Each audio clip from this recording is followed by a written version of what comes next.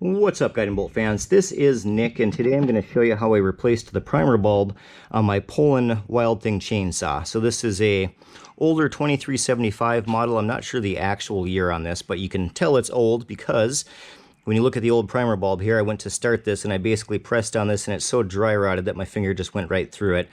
So anyways, we got the new one on there. It's actually a pretty easy process to replace this. Basically, all you're going to need is regular Phillips screwdriver and then a T25 Torx bit, or Torx, however you want to pronounce that. So you can see here that I got my Phillips screwdriver and my Torx bit. Basically what you're going to do is go ahead and take your Torx bit, or Torx screwdriver, go ahead and loosen up this screw, there's a screw down here, if you can see that with the poor lighting, and then one right over here in the front. Once you loosen those four up, this plate will actually just pop right off, and then you have access to the underside.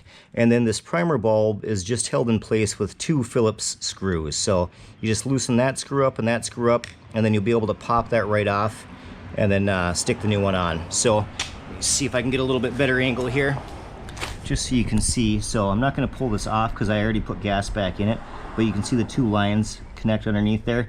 So you can pull those lines out a little bit to try to get that new one in place, but I found it helpful to have a pair of needle nose pliers. I just kind of like stuck them underneath there and wedged it, held it in place so I could get the new one on. So pretty easy. That'll probably be your biggest fight though, is just getting those fuel lines back on there.